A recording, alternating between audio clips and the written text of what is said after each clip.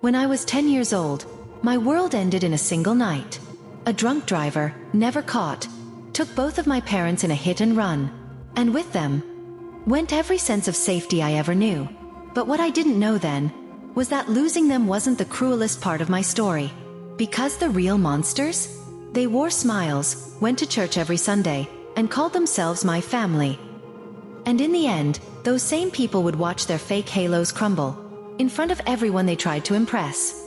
After my parents' deaths, I was an orphan with nowhere to go. No grandparents, no aunts, no uncles. Just a small church-going town where everyone pretended to care. That's when a couple from church, Mr. and Mrs. Banks, stood up in front of the congregation one Sunday and said, "A little girl needs a loving home, and God has chosen us for this joyous task." Even at 10, I remember feeling strange about how performative it sounded. But the town applauded them. They were heroes, angels, even.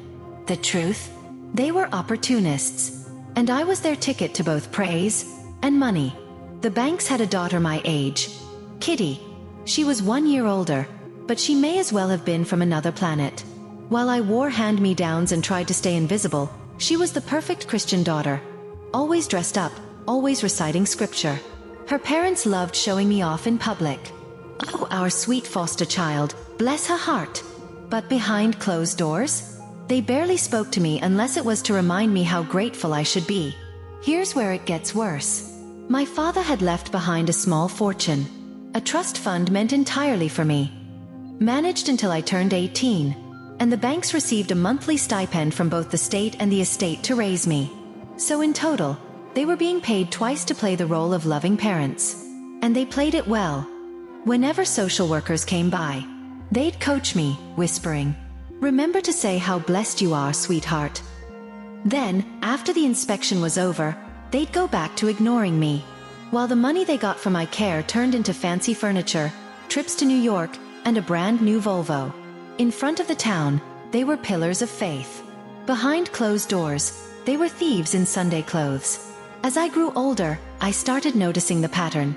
My trust statements would arrive quarterly, and I was supposed to be too young to understand.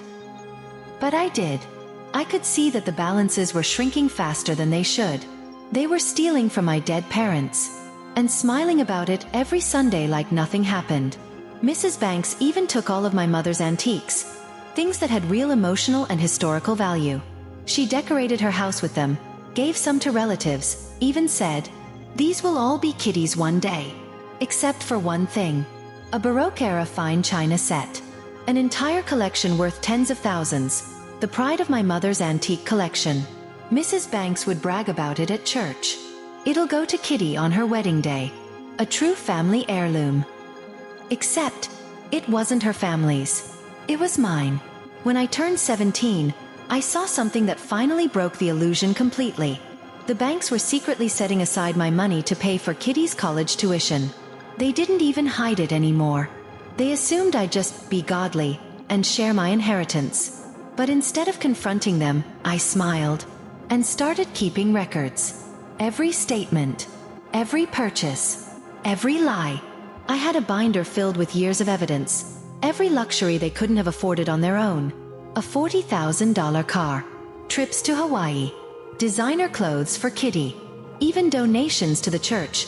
Made with my parents' money to buy a fake reputation. That binder became my quiet weapon. By the time I was 18, I had my own plans. I'd gotten a scholarship to a university out of state. I'd already arranged my travel, my housing, everything. And conveniently, the church's annual antique sale was coming up.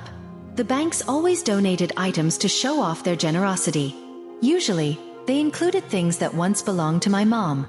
So while they were away on another shopping trip, with, of course, my money, I took my mother's precious china set, packed it carefully, and delivered it to the church. I told the committee, Mrs. Banks wanted to donate this set to the church's antique sale. Please mark it as a gift in her name. They were shocked. A priceless donation, made in the name of the most self-righteous woman in town? How generous! I even gave them my attorney's number in New York, should they need proof of ownership. Everything was airtight. And then, I left town. 2 days later, the sale began. The china was the star of the event. People were buying individual pieces like treasures. Mrs. Banks arrived on the second day, as planned. And the moment she saw her china set, she lost it. She screamed that I had stolen it. She shouted that it was hers. She demanded they take it off the table. But the ladies at the church smiled kindly and said, "Oh, but it was such a generous donation in your name, Mrs. Banks. Everyone's talking about how kind you are." She turned red, screaming, swearing, demanding they find me. In front of the entire congregation. The same people who once saw her as a saint, now saw her for what she really was. Every teacup, every saucer, every serving plate, sold. Gone forever. The church raised a record-breaking amount that year. All in her name.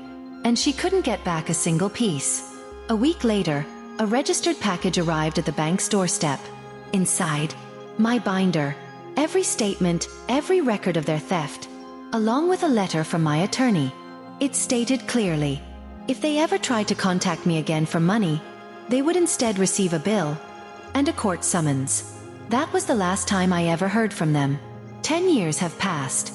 I'm now a third-grade teacher, married to an accountant, 2 beautiful kids. And Kitty? She found out the truth. She went through therapy. And believe it or not, we're friends now. She's a teacher too. Our kids even play together. We both have our own wedding china now.